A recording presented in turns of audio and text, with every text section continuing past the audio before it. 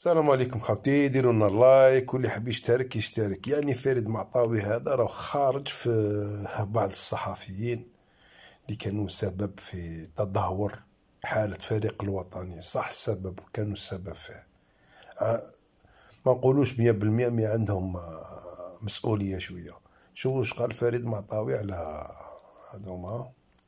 كذلك تلك الخرجة الإعلامية لوزير الاتصال محمد العقاد، وأراد أن يتبرأ كل في مكانه، أراد أن يتبرأ مما قاله الوزير، وكأن خطاب الوزير كان موجه للصحافة التونسية أو المصرية.